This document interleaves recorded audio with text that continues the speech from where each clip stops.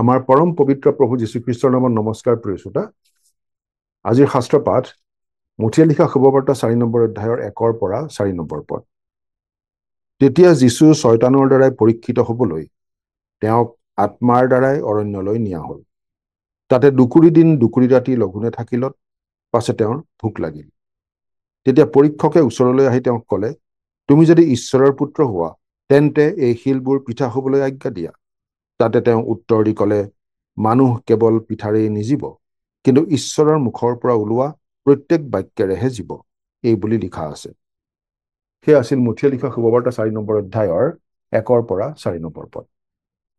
শয়তানে প্ৰভু যীশুক যেতিয়া পৰীক্ষা কৰিছিল, তেতিয়া প্ৰভু যীশুৱে ঈশ্বৰৰ বাক্য ব্যৱহাৰ কৰিহে শয়তানক উত্তৰ দি শয়তানক পৰাস্ত কৰিছিল। বাইবেলৰ গুৰুত্ব সদায় একেই আছে, আৰু আমি মনত ৰখা উচিত যে বাইবেলখন আজিৰ বাবে প্ৰযোজ্য এখন পুস্তক। ঈশ্বৰ সলনি হোৱা নাই। মানুহৰ মূল সমস্যা যি পাপ, সেইটোও সলনি হোৱা নাই। মানুহৰ স্বভাৱো সলনি হোৱা নাই, আৰু মানুহৰ পৰিত্ৰাণৰ বাবে ঈশ্বৰে যি ব্যৱস্থা কৰি দিছে সেয়াও সলনি হোৱা নাই। বাইবেলৰ প্ৰয়োজন আজিৰ বাবে আচলতে বেছিহে। বাইবেলখন হৈছে আজিৰ জগতৰ বাবে ঈশ্বৰৰ বাক্য। খ্ৰীষ্টীয় মণ্ডলীয়ে বাইবেলৰ অনন্য অনুপ্ৰেৰণা আৰু তাৰ ফলস্বৰূপ কৰ্তৃত্বক স্বীকৃতি দি থাকিলেহে প্ৰকৃত খ্ৰীষ্টীয় মণ্ডলী বুলি নিজক চিনাকি দিব পাৰিব।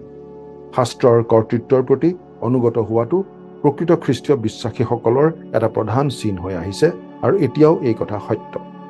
বাইবেলে দিয়া পৰামৰ্শাৱলীত আমি বিশ্বাস কৰোঁ। আমি ইয়াৰ প্ৰতিজ্ঞাবোৰ আঁকোৱালি লওঁ। আমি ইয়াৰ আজ্ঞাবোৰ পালন কৰিব বিচাৰোঁ। কিয়?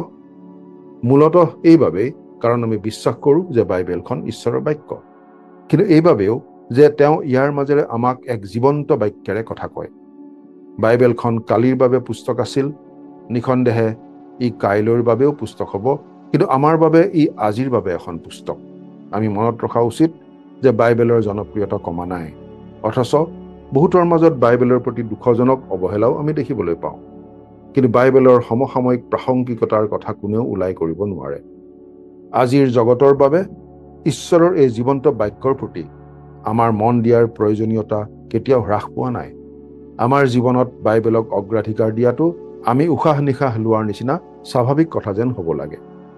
ইয়োবে ক'ব পাৰিছিল, তেওঁৰ মুখৰ আজ্ঞাৰ পৰা মই আঁতৰি যোৱা নাই।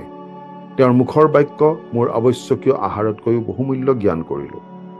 ইয়োব 23 নম্বৰ অধ্যায়ৰ 12 নম্বৰ পদ। আমি প্ৰতিজন খ্ৰীষ্টীয় বিশ্বাসীয়েও ইয়োবৰ দৰে এনেদৰে ক'ব পৰা হ'ব লাগে। প্ৰাৰ্থনা কৰিম। স্বৰ্গত থকা পিতৃ ঈশ্বৰ, তোমাৰ বাক্যক যেন সকলোতকৈ মূল্যৱান জ্ঞান কৰিম, আৰু তোমাৰ বাক্য নিয়মিতভাৱে অধ্যয়ন কৰি সেইবোৰ জীৱনত প্ৰয়োগ কৰি থাকিম, আমাক এনে আশীৰ্বাদ কৰা। আজিৰ দিনটো তোমাৰ হাততে গতাইছোঁ। ত্ৰাণকৰ্তা প্ৰভু যীশুৰ নামত, আমেন।